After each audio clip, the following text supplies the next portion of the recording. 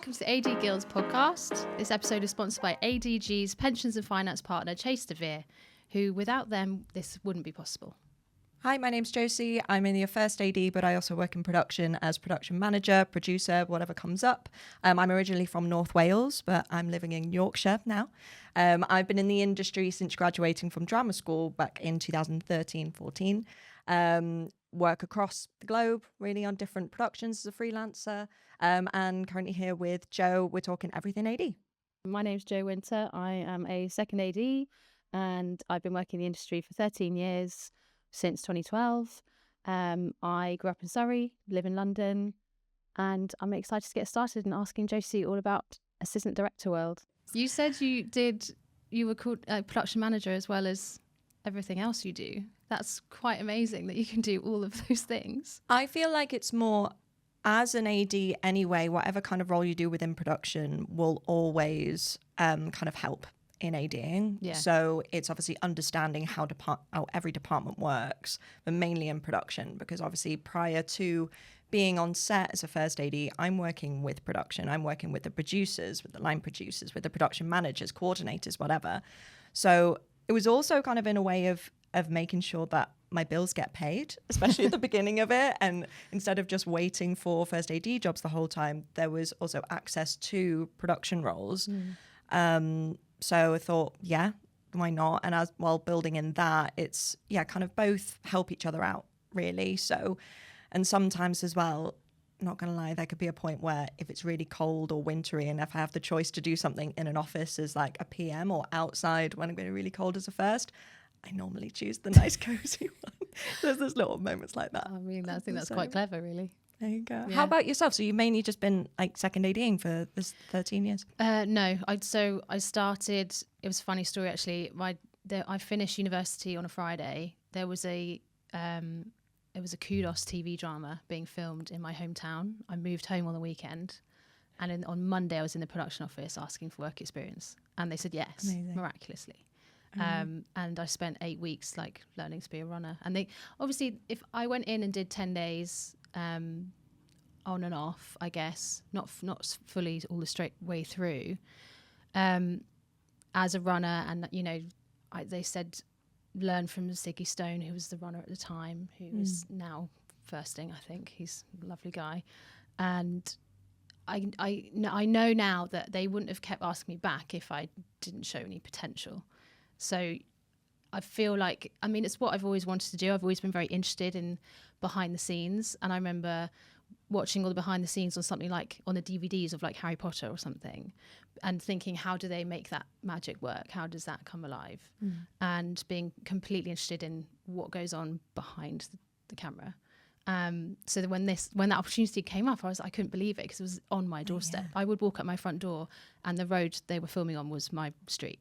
I've obviously never had it so good ever again. That's amazing. That's such an awesome start to it as well. Yeah. Like, especially as a runner, like you see everything that goes on. You're a part, you're helping everybody there. Yeah.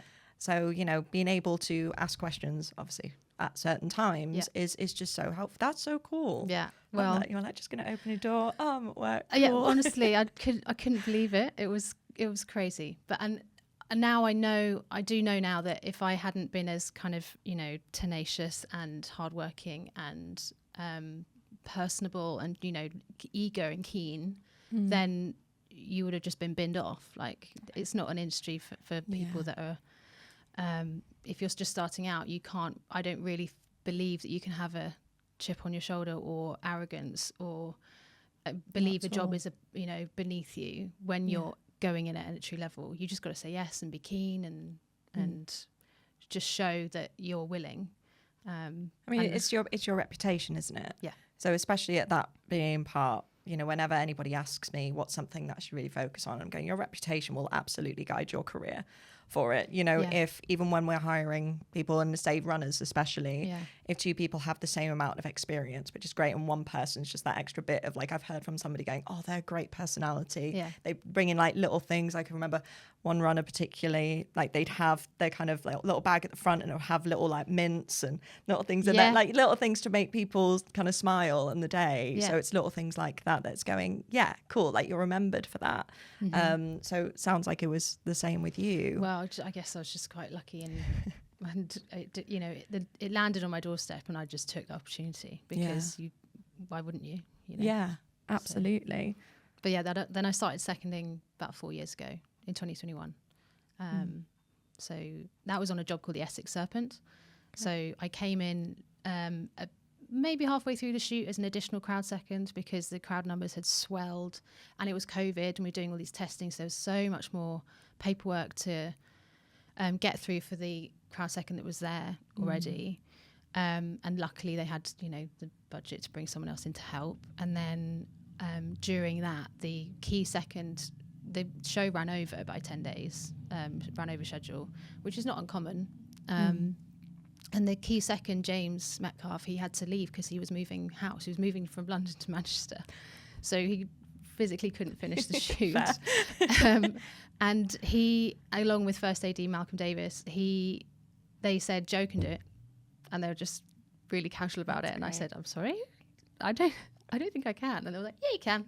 And then I came in, I did kind of 4 days with James as a kind of shadowing situation, which again was amazing because I've never had that.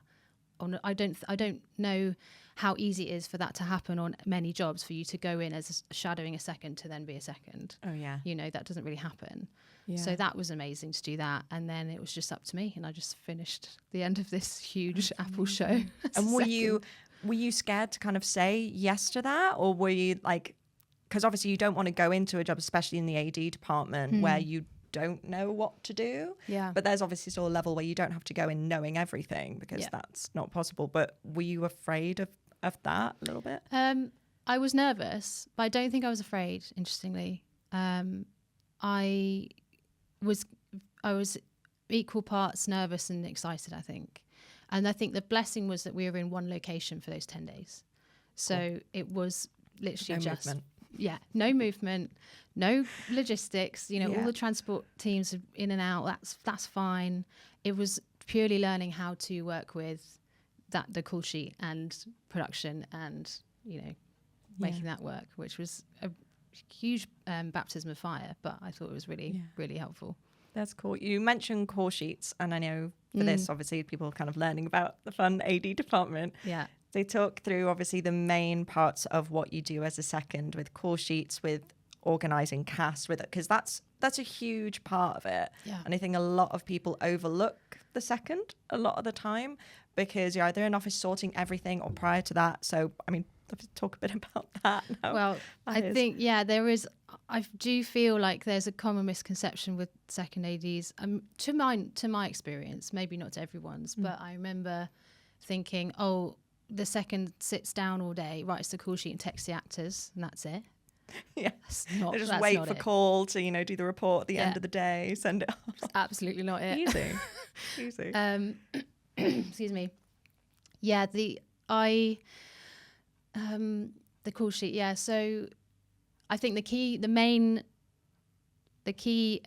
responsibilities for a second is speaking to costume, makeup, production, transport, and essentially organising offset all of the logistics and the actors and where everybody needs to be at what time, and putting it all on the call sheet for the day. And that is the whole crew's and the cast's Bible for that day. So it's offset coordination, I would call it, if you want to be a kind of corporate name to it. But your job is to speak to every single department, and the ones you work with closest are costume, makeup, transport. Because in prep, you might have the director will need to rehearse with the actors. So you need to speak to the actors and speak to anybody else that might need to be there, like intimacy coordinators, or, for example, if it's a show that is they've got a judo tournament, they might need judo rehearsals, so you might need to speak to a judo advisor and trainer and things like that. So you need to coordinate all of those people to be in a specific place at one time, and make sure that all those rehearsals happen properly, and that's all in prep. Meanwhile, contacting all the actors, making sure they've got the right script pages for what's happening, speaking with production, ensuring that they have any support that they need in terms of speaking to cast and agents in prep. Costume needs to do fittings, hair and makeup needs to do fittings, all to get everyone camera ready. And then on smaller jobs, you don't have a crowd second, so you'll be doing all of the essays as well. You'll be casting them, booking them with the director's input. So you don't get if you read a scene, you need to make sure that the essays in that scene are, in a cafe, for instance, fit. So you might not have, it might be people casually dressed in all sorts of ages in a cafe. And meanwhile, if you've got a corporate office space, you need something else according to what the director needs. So you've got to kind of use your creativity in that sense. With that comes loads of paperwork and talking to all the agencies.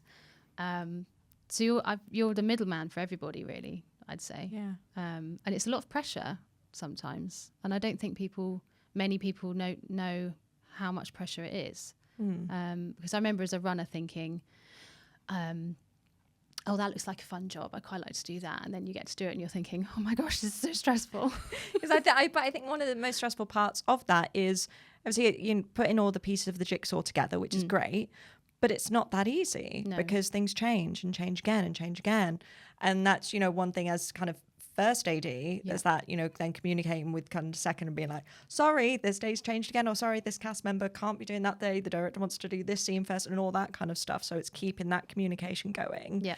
And literally the AD department is just juggling everything while all the other departments are figuring out how they want to do stuff, what they want to do stuff. I mean, even with, meetings and stuff with the director and DP that I do, because we could read a scene in the script and imagine being like, oh, this will be fairly simply shot, it's just a kind of thing, like where they may be having a restaurant scene or something.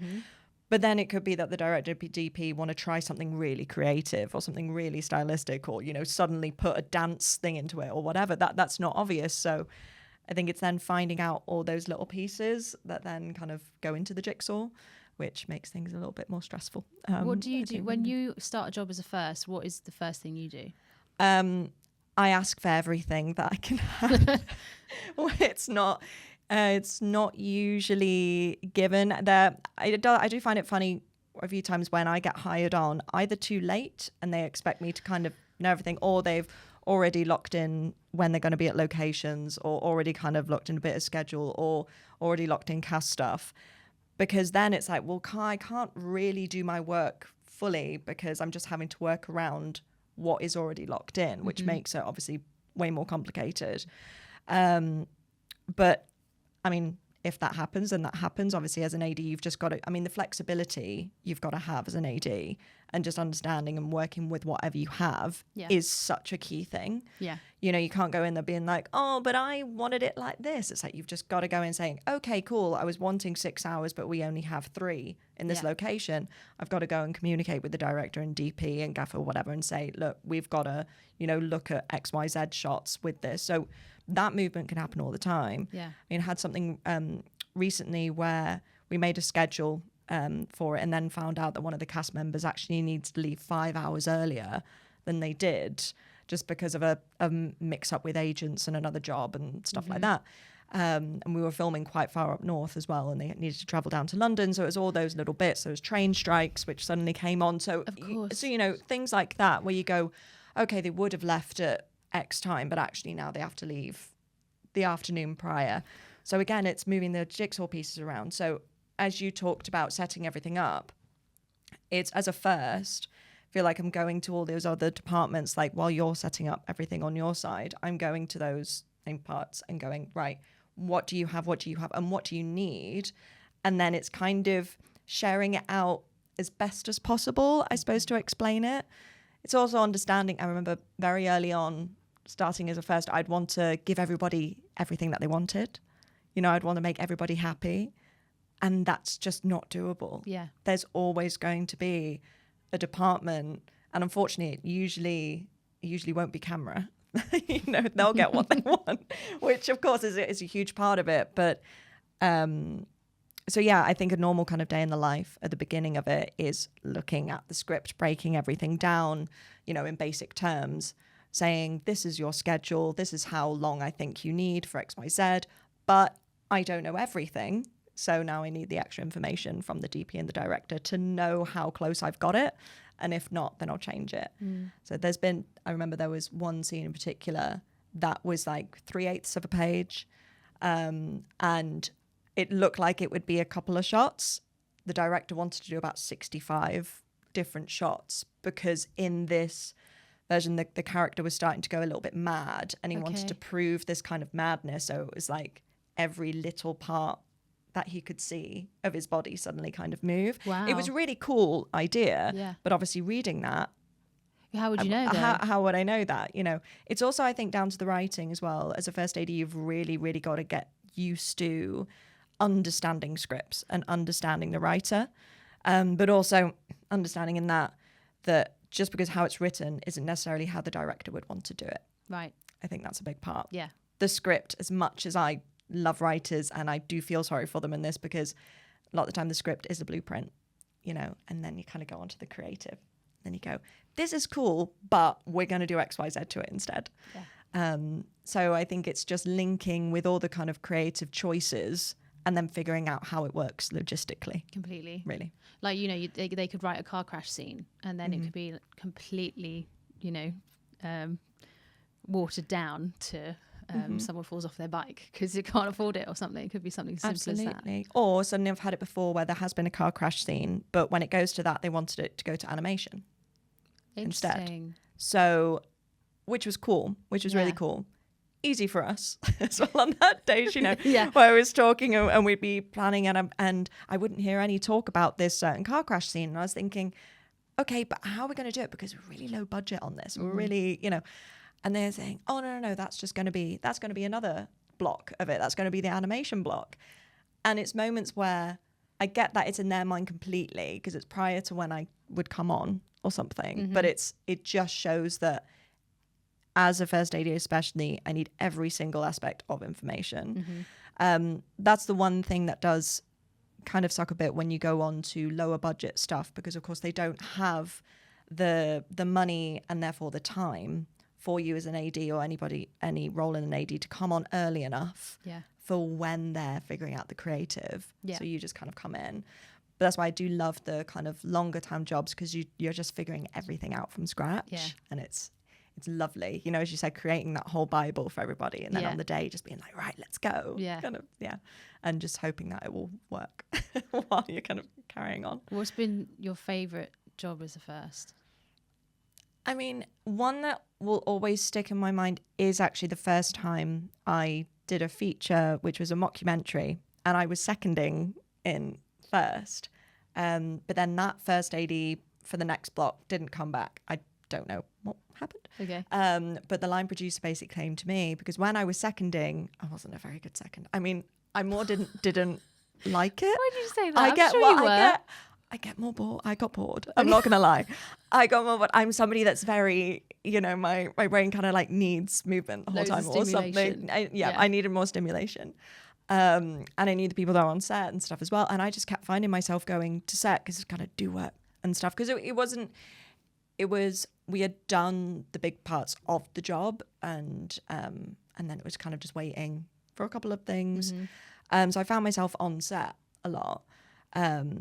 And the first would go off quite a bit, so I would step in for him and everything. I was like, okay. And then when the next block came up, the line producer did say, look, this is mental, but do you want to first the rest of it? There was 2 blocks left.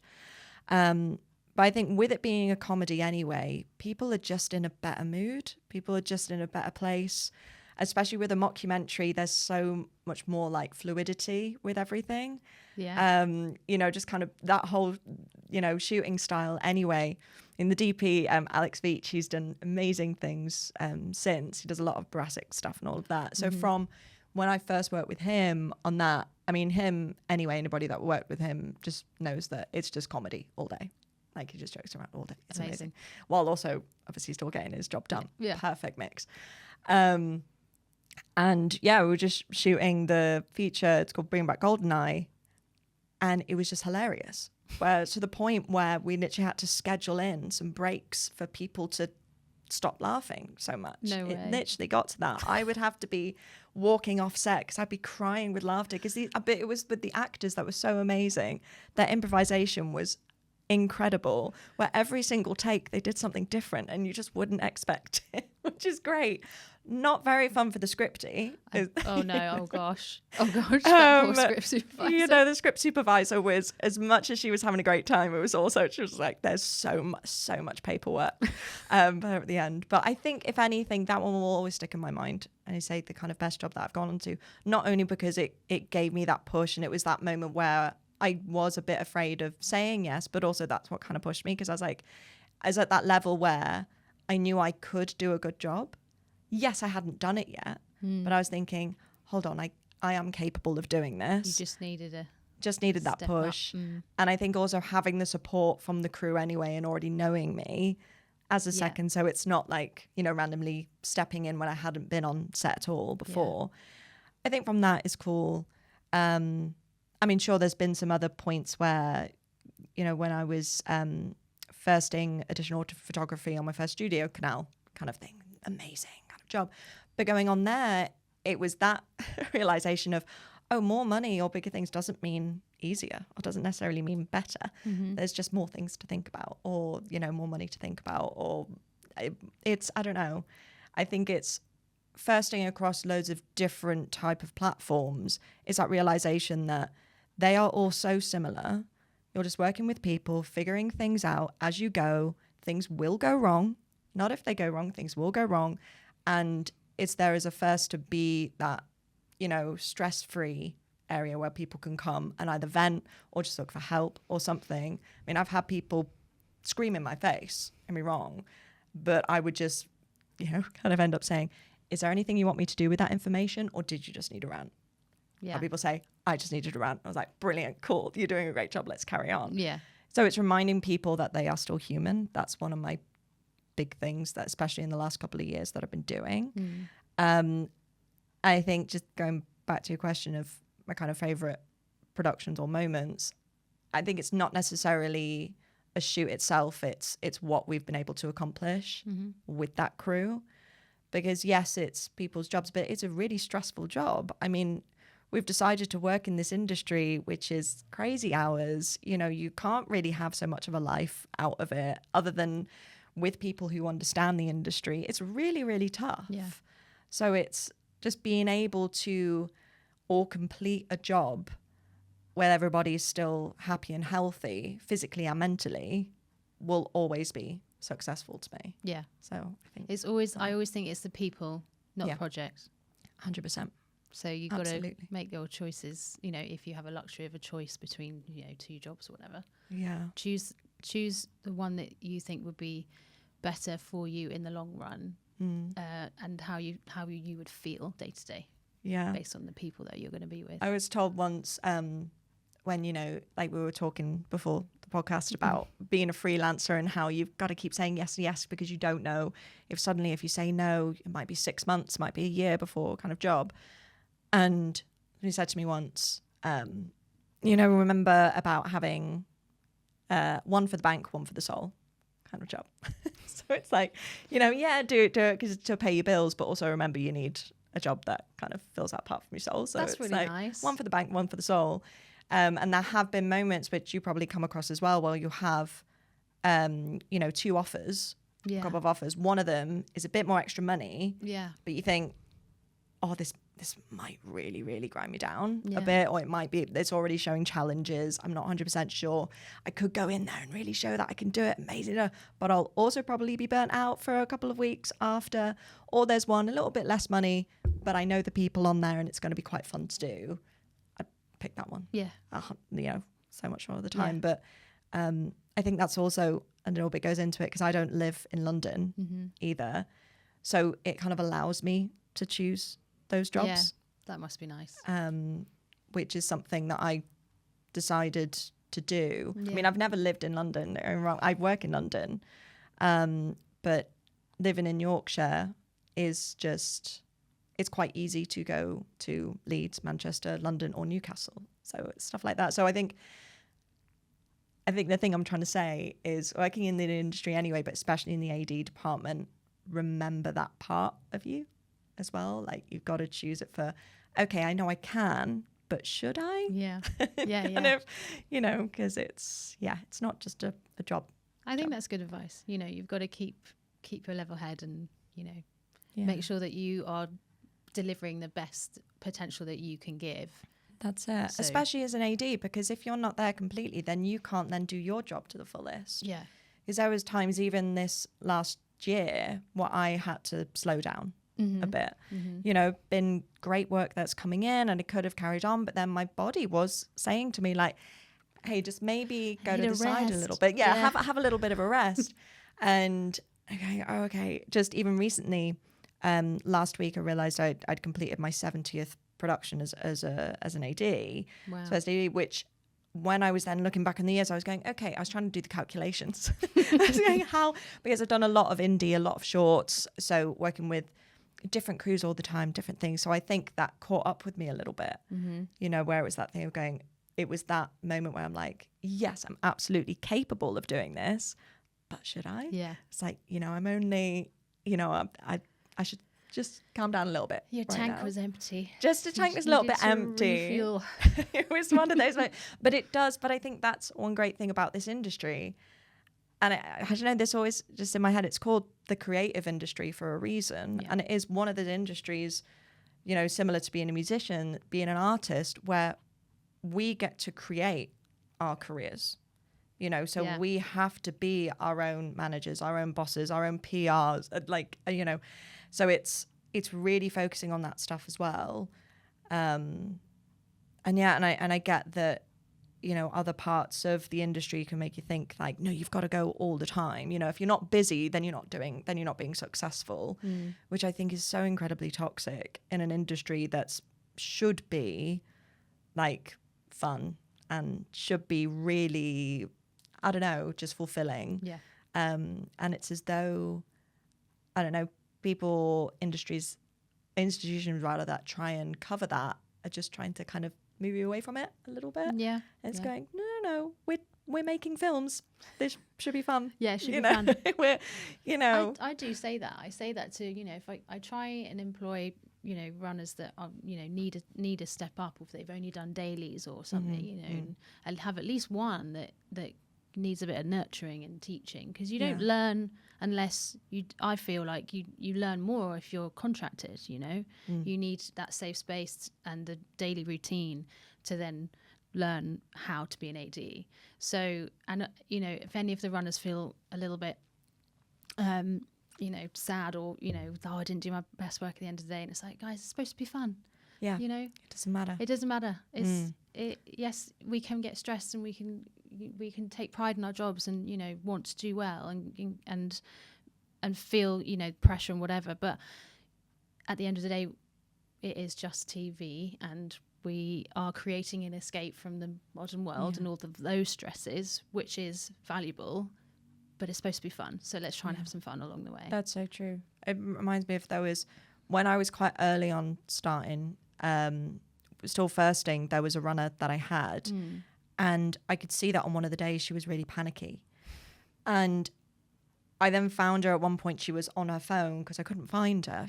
So obviously as an AD, I'm sure that you'd be the same. You first be like, where are they? Are they okay? But it's funny how a lot of people starting off, and I think this comes from kind of old school ideology of the industry as well. It's like, you've got to show that you're doing stuff all the time. You can't show weakness, kind of thing. Can't sit down. Or you can't sit down. But see, some things like that's good first AD, or you can't sit down. It's so silly. Well, I dance around. I do whatever. I'm like, we're getting stuff done. Great. We're having fun. But and try and do it as less cringe as possible, obviously. And there was this runner, and I found her on the phone, and she was looking really worried. And I said, hey, stepped her aside, obviously, because it's nobody else's business, saying, what's going on? And it turned out that her medication, she was on a particular medication, it hadn't arrived that day.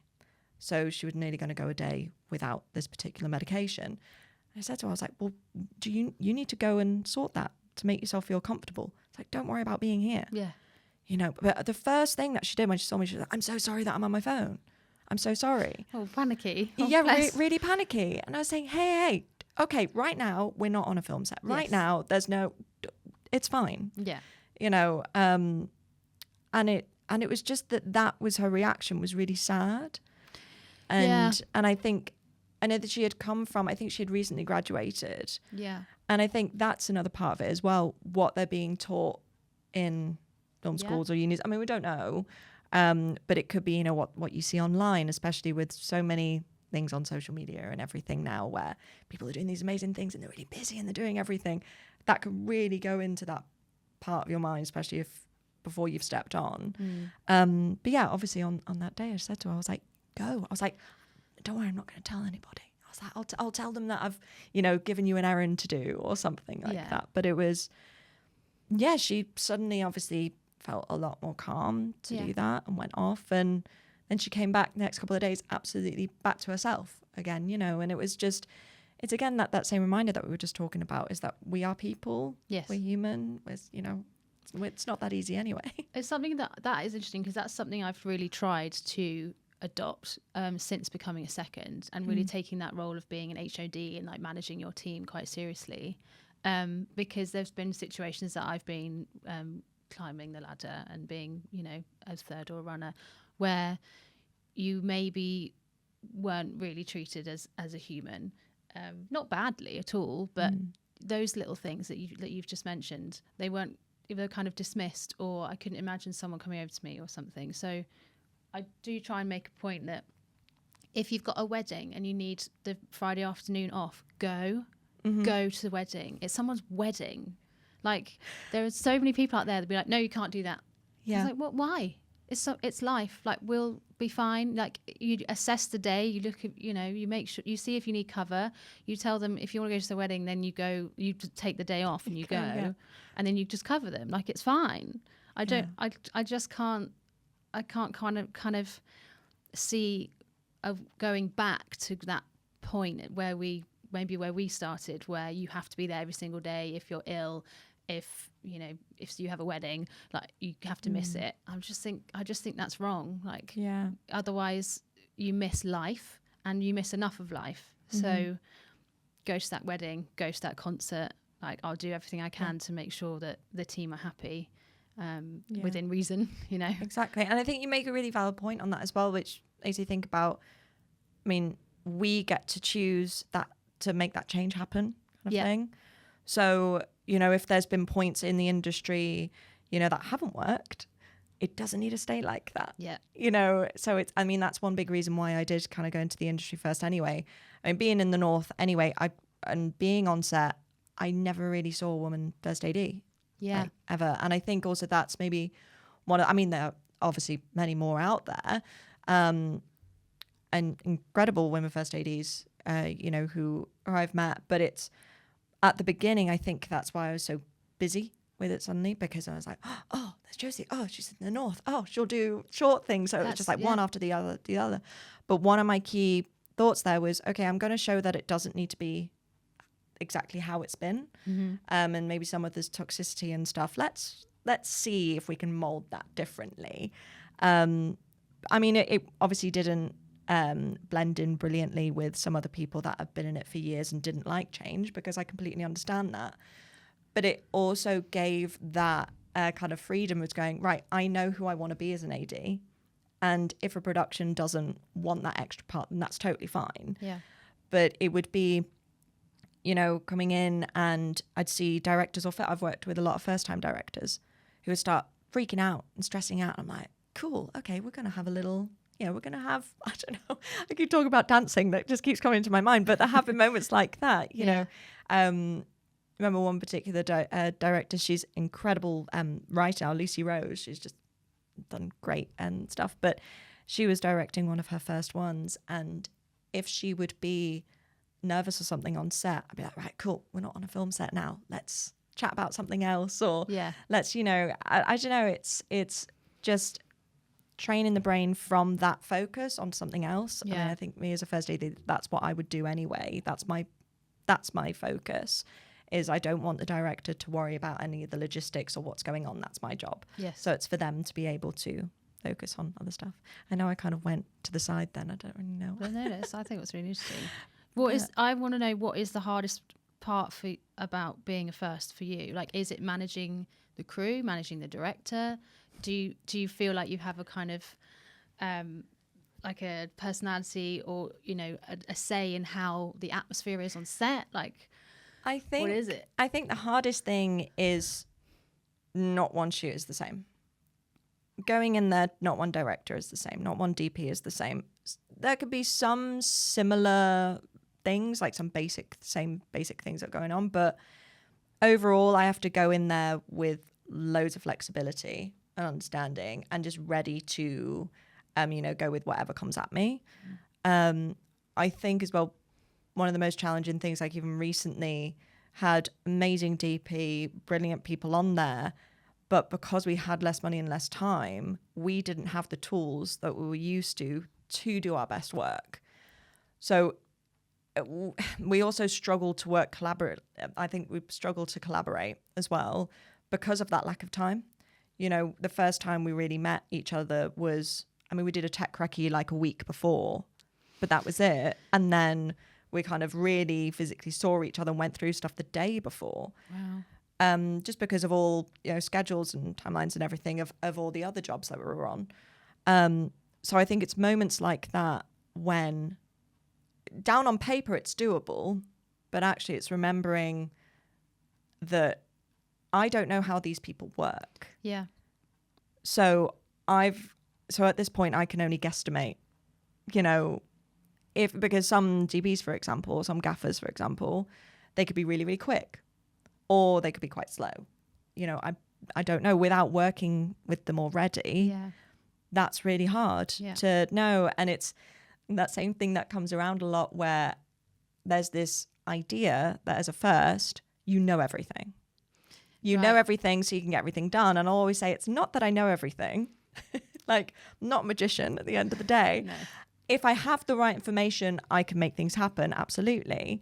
But and I feel like people, which is fair enough really, as a first, obviously, everybody else is just getting on with their other jobs, and you are there to hold all the information and communicate with everybody what's going on, when it's going on, how long for, because the budget and the time is on your shoulders. That's a given. I always say you have to make sure that you're making sure that everything works on schedule, within time, and safely is one of the huge ones. Because people do forget, that they're not robots.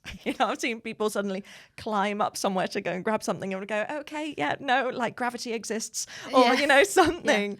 Yeah. So I think one of the challenges is, having to figure out something quite quickly, accepting mistakes, coming over them very, very quickly, and just carrying on with whatever has kind of come your way. Yeah. Because again, like I was saying before, it's not going to make everybody happy. No. So there will be a department that suddenly, I was going to have an hour, and now I only have half an hour. I'm going, okay, but like 9 out of 10 things do work. It's just your one that unfortunately sometimes it's how it goes. Now. Exactly. So it's also the changing, I think. So like on this last one that I did, unfortunately, they were doing the best that they could, but when we were there on the day, especially with the actors as well, they needed a lot more time to prep, or they needed, because it might have been quite an emotional scene or something like that. That can be one of the challenging things sometimes, where it might be a first-time director, or a director that has worked with actors that they do know, and then they work with a different actor, and that actor needs way more prep time. Mm-hmm. Or that actor, needs something different to kind of get, or wants a fully closed set. So I suppose, the challenges are just understanding the flexibility and having to be okay with that. I think that travels down the AD ladder. Yeah, absolutely. And I have tried I've tried harder this year to accept change is inevitable. Because I think one of the things that I would get, I would say irrationally upset about was, I'd go, do the lengths and creating the day, like putting the call sheets together. It's formatted beautifully, there's not, spelling mistakes. Now I couldn't care less. But you put that all together and then it changes. within an hour of the shoot day. And I used to kind of get all huffy and think, to myself, I wouldn't let everybody see me be huffy and annoyed. I made it look so good. Yeah. Yeah. But you just got to roll with it, because you got to have plan B, plan C, plan D. You have to expect that, because things will change. Like, an actor might get in their car late for whatever reason. The car might get stuck in traffic, which could never have been predicted for some reason. It might have been a surprise roadworks. They could be in the makeup chair a little longer because they've got surprise tattoos or something they have to cover. All those little things will have the knock on, and you just got to roll with it. So it's interesting you mentioned about the tattoo thing. We had something recently where, because obviously if you see, we saw quite a big tattoo on this guy's thigh, but obviously that's an artist's work. Yes. So you've got to wait. You can't film that yet. No. Or at least you can, but you can't necessarily use that shot. No. Because you've got to get the agreement from the artist to show their clearance. work. You've got to get clearance. Yeah. And so like you said, if an actor suddenly comes in, it's like, oh, I've got this new tattoo. It's like, okay, then we've got to halt things, really. We can't just show this. It's not that easy. No. But yeah, that's right. I mean, you mentioned that kind of goes on a little bit to, for people that are wanting to go into the AD, whichever role, the AD department, in your eyes, what things could they practice? Or what things is it important for them to know before they kind of go into the department, I suppose? That's a good question. I guess I would say, just from my experience, I mean, I can't speak for everybody, but I would say be willing, be on time. Also, so if your call time is 7 o'clock, be there at 6:45. Like if you're there at 7, Always. you're late.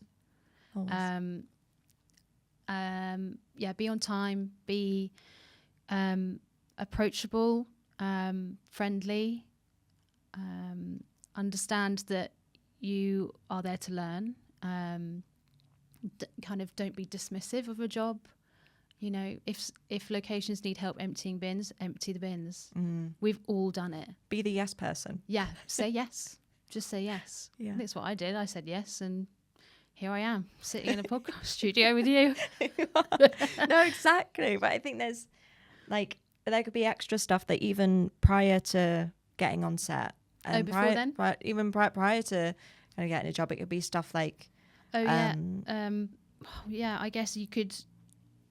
I don't really know. I suppose it's things like you can always practice scheduling. You can always practice, organizing. Whatever. So it's like, oh, do you have a few errands to run today? Okay, then plan what you're going to do, what bus you're going to get, what train you're going to get, whatever. Does everything work to time?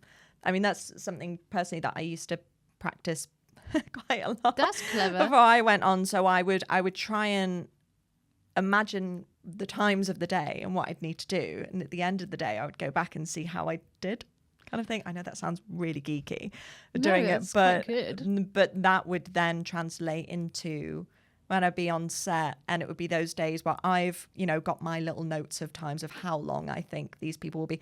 And that's from after me knowing how they work as well. Like, it'll be like, oh yeah, Toby comes in. Oh, he normally talks to Chris for about 7 minutes. All those little things, or such and such wants an extra coffee before they, so there's all these things that you obviously have to put into mind.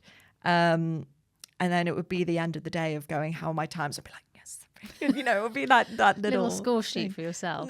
Little score sheet.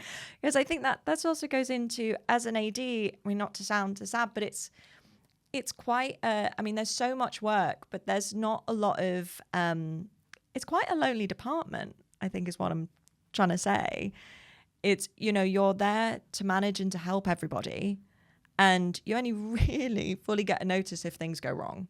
Yeah. If everything's going smoothly, people don't notice because it's going smoothly, because it's going to plan, because it's all good. Yeah.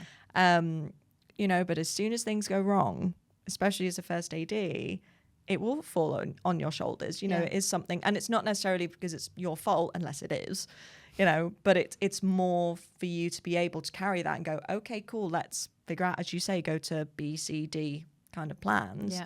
Yeah.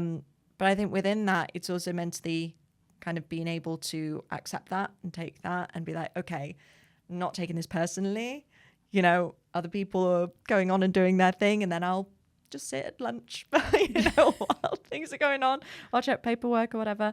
But so I think going back to that practice, it was literally doing that, the timing, but also kind of not people watching, because that sounds a bit weird, but just seeing how people work and, realizing just the extra bits of what's needed, the understanding of what people are like when they're working rather than when we've wrapped or beforehand or whatever.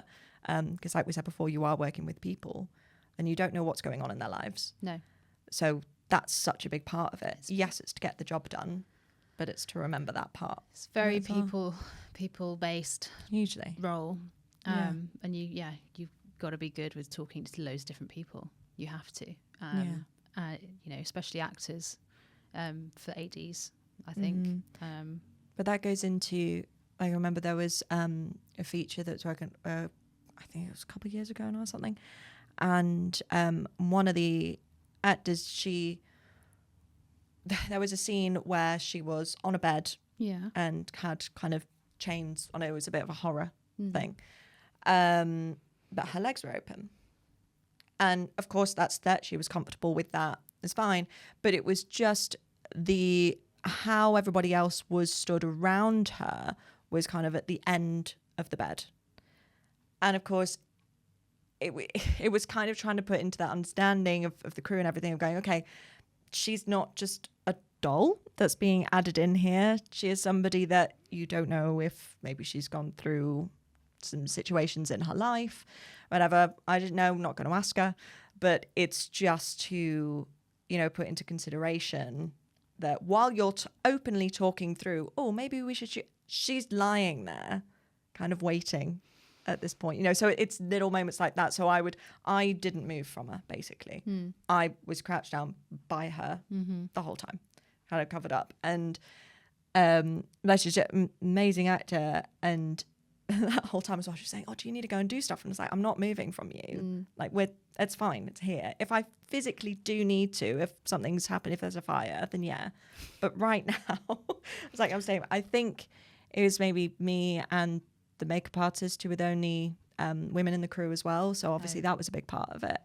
But it's little moments like that where people kind of forget that, or potentially forget that actors are people as well. Yeah. Little things like I haven't been a part of this set, but I remember hearing of when actors were doing the scene above a river, and they didn't have any agreement of going into the river, and they were fighting on this bridge. And then while they were shooting, the director was saying, jump in the river, because they got a creative flair suddenly come in. And but they cut, and then they spoke about it afterwards. They didn't go into the river, and the actors were pumped, that kind of think when directors kind of pump actors and they go, yeah, that'd be really cool. Yeah. And I always use that when I do workshops and stuff. I always think about that and ask students, I go, what would your go-to as a first AD be? And what's the things that you need to think about? And I hardly ever hear the response of, would they be comfortable with it? Or how cold is the water? Or, what is in the water? Or what have the agents said about the actors? But any of that kind of stuff. So, but apparently on this set, they did jump into the water after being pumped doing it. But the water was so basically not clean that one of the actors got really poorly. So it's stuff like that you've got to think of. So just only a few easy things that you got to think of as a. You've got to think of everything, haven't you? Just all good. Absolutely everything. Well done so far. It's been really, really interesting, and you guys have come across really naturally fantastic.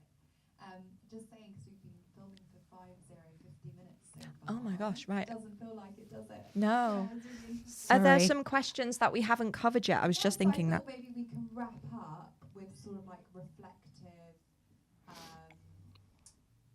Just a generalising the entire discussion with maybe advice for those looking to get into it. I know you mentioned already organisation, but any other advice you'd give? What you maybe wish you knew when you started your career as well, and then the future. So where do you guys see yourselves developing? What's next for you guys? What are you excited about in the industry? And you're welcome to touch touch on kind of where the industry might be going for you, or just generally, not just for you, but you know, you don't have to get into AI and things like that, but just like the general direction of the industry. So yeah, just reflective and sort of looking forward, I would say. Okay. I'm just reflecting on my reflecting notes.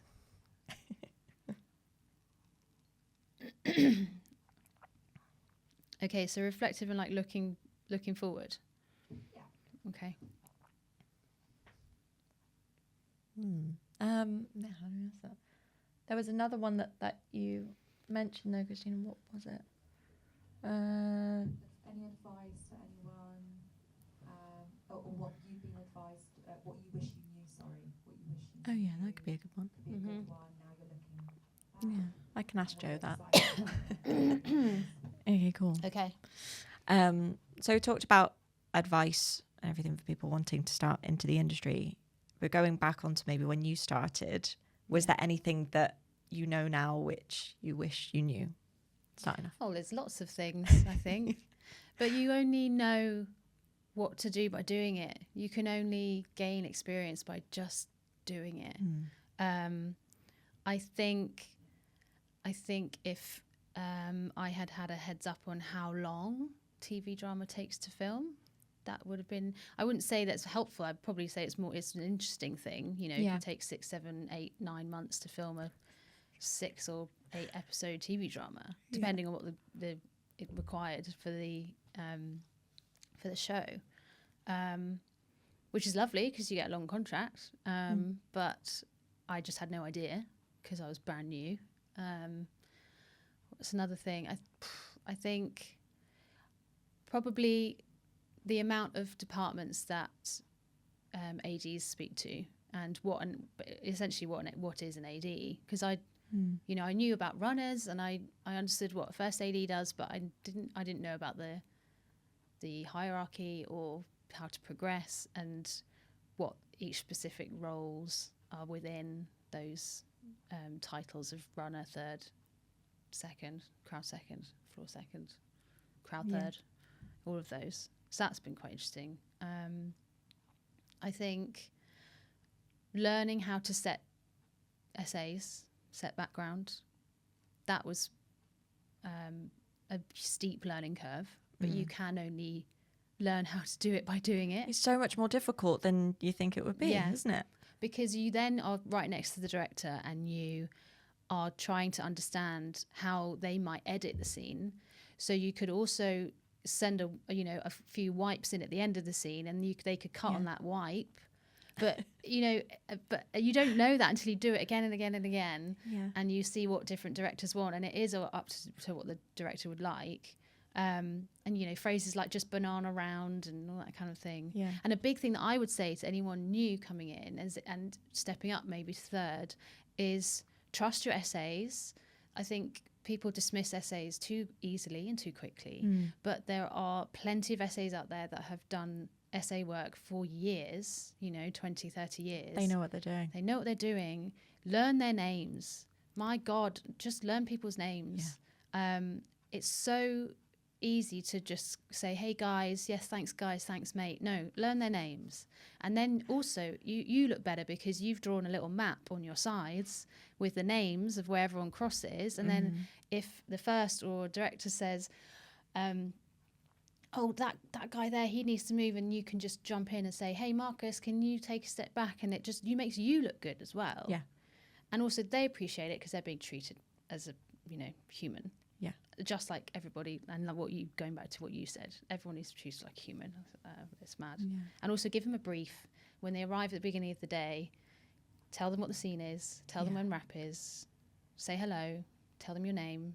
It's just all those little things that some people might not do, but it helps them settle down, helps you settle down. You get to meet them properly, and they will also kind of hopefully step up their game a little bit because they've got all the relevant information that they may not know. You've taken the time to explain what the show is and explain what the scene is, and they will hopefully give more to you. And I've been on sets when a take's just run on, and the background that I've set has run out, but they know that the camera's still rolling, and people jump in and just keep making stuff up, and you think, oh, thank God, like they're keeping the scene alive, even though I haven't given them anything to do, because they can sense and see that the director wants something else, or wants to keep rolling, or has, doesn't want to cut, or whatever it is. And that can be a godsend. So you just get on with everybody. And so I think that's one piece of advice that I would say about, especially about stepping up, I guess. That's stepping up a moment. You also make a really good point, is not to look down on extras or essays and stuff, because they literally, I mean, imagine a fight scene or a war scene without essays or something like that. It's like, it wouldn't be, the full scene that it needs to be. But yeah, you make really good points there. Well, that's cool. It's important. But also I think if other crew hear you, speaking to essays from their first name, no, whatever, it kind of, I've seen it then where everybody else is doing it. Yeah. Or, even at lunch where they might go and sit with them. Like it's kind of a bit high schooly stuff, isn't it? Where they'll be the points, but yeah. They're not in every day, if you're a third and you can build some bridges. And if you are looking to move up the AD ladder and you've thirded a lot and you've got to know essays and you like a certain bunch, when you move up to crowd second or a second and you're booking crowd for certain scenes, then you're going to pick the ones that are reliable and are good, and you know them by name, so you're going to employ them. So it works both ways, Yeah, absolutely. Which is lovely as well, because I know if you're working with the same people, it's like, isn't that always one of the best feelings of a job? Yeah. When you get hired onto a job and then you see the unit list and you're like, oh, I know that person, or I'm going to be working with that person again. Like that's I did a crowd second job right after the strikes because there was very little work around. Yeah. And it was called Hostage. It was on Netflix, and I basically had to employ and cast the Downing Street staff and a load of reporters, and they would be in, for weeks at a time. So, just brought in all the people that I knew were reliable and vaguely in the local area as well, so it wasn't too much of a hassle to get to Watford or wherever we were. Yeah. And it was a really lovely little bunch. Like, not trying to toot my own horn, but if you have a kind of inkling of who would look good as a group, diverse and meant like lots of different skill sets and age ranges, and then them personally, it just helps so much. And we had a lovely time. It was great. Yeah, that's great. I think a bit of advice that I would probably give, especially just because I've seen it a couple of times, if you start in one department, you don't have to stick with that. Yeah. The great thing about this industry as well is, again, if you suddenly feel kind of more dragged towards, like I remember working with a runner that was on my team, and she kept helping out art department, or she kept looking over and whatever. And so for the second block, I went to art department and I said, can I swap? I kind of add somebody onto your department? And then from there she thrived it, and now she does all art department stuff. So I think especially as a runner, don't worry so much. Just because you're a runner doesn't mean you're only going to be that. But I think that goes for the other roles and the other department stuff as well. Mm-hmm. I know for me, again, it's a part of me anyway. I can get bored in certain things. So I'm going, okay, I'm going to go do this, I'm going to go do that. I love it. But we're in that industry, we get to do that. As long as when you're doing that particular role, you are only doing that. That's your focus. You're respecting what you're needing to do, rather than doing that role and saying, oh, I also do this and I also do that. Like, that's great. But also just remember what you're doing at that point. Yeah. It's that saying, isn't it? People say, oh, jack of all trades, master of none. But I do remember my dad actually recently mentioned to me, said, oh, people always forget the whole thing, which is jack of all trades, master of none, but will always be better than a master of one. And I went, and it's kind of looking differently on that. And I think especially in this industry, especially in today's day-to-day as well, where people need 2-3 jobs to pay their bills, do whatever. So if you're feeling stuck in a role, especially starting off, don't worry. You can go out and go to other things. That's so true. Communicate that with other people. They're not going to go, oh, so you don't want to be here anymore. People want to help. People want to support you. Yeah. And, if you're open and honest about that and just really showing your kind of your want to learn and do stuff, people will respect that and they'll want to be a part of that. Yeah. That's definitely something that helped me, I think, especially I mean, I'm also, you know, somebody that's neurodiverse on that as well. So going into an industry that's scary and not necessarily linear, and it's even more scary. It's scary anyway, but when you feel that pressure, even more so, just chat to people and just say, hey, I'm not sure about this, or da, da, da. People will welcome you to it, you know, instead of anything else. So that's so true. I think that's really helpful. And especially if you're, you know, if you're employed as a runner on an AD team, but you are interested in art department or you're interested in camera, just talk to them. And be honest. You know, see out whatever contract you have, if you're having a contract, or if you're on the dailies, you know, do your job well, because that's why you're there. But whilst you're there, you know, make some contacts, talk about what you're passionate about, talk about what your next move you want to be. And then you know, you might get a lovely HOD like you who says, here you go, go and have a go. Well, but I think similarly to that, also mention if things aren't working well, or if somebody's been a bit rude, or if something's gone on. I've heard that from people that have started off before, and they said, oh, this person said a really mean thing to me once. I'm going, you need to mention it. Yeah. That's how we stop those things. Yes. Because if we don't mention it, then it will carry on. Yeah. And like we were saying before, it's like we get to create how this, you know, how our career works, how this industry works, how we mold it. Yeah. But yeah, so also to mention those things. Josie, what do you think you'll do next?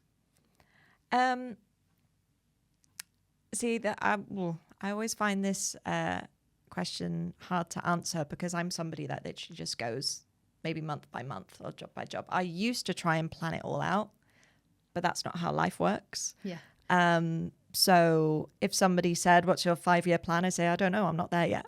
Yeah. So, you know, ask me in 5 years. But I think it's to focus on where my strength lies, and welcome it if there's maybe some slight movement on that, you know, just because done really, really well on one thing, but if it's dragging you down a little bit, doesn't mean you have to stick with that similar thing. So yeah, I think it's just understanding that flexibility. And so for me, it's whatever comes up next. Looking forward to a couple of things in the next month. But as of that, I don't know, it's exciting. How about yourself? I mean, I much like you, I don't really have a 5-year plan that, you know, is talked about in such societal norms. Because you just wait and see. You don't know what comes next. You could be on a job that goes abroad. I'm not ready to stop being a second AD yet. I feel like I still have a lot to learn, and I still enjoy it, even though you get all those weekend texts and late night emails and whatever, you know. I do still quite like it, and want to get better. I don't know if I'll be a first. Maybe lots of people ask me now, like, so when are you gonna first? And I'm thinking, I don't know if I want to. I might want to move into what you're doing, maybe go into, you know, the production side of things, or, you know, maybe not go into on the set production at all, and maybe look at it going in house. I don't know. Or I could step away completely and be a paramedic, which is a low key dream that I've wanted to do forever. I know. But I'm not at the moment. I'm not ready to stop. So we'll just see what happens in the next corner. You know, just don't know. Wait and see. That's part of the exciting thing about this world. You know, you could get a phone call and then you could have 6 months sorted, and in, I don't know, Malta or somewhere. I don't know. You never know. Hopefully, yeah, we'll go to Malta. That'd be nice. That'll Let's be a good get some call. winter sun. Yeah. Well, thank you. Thank you. It's been such a joy just to listen to how you manage yourself, and, you know, what you've done and how far you've come. It's been really cool to listen to. Same to you. Thank you.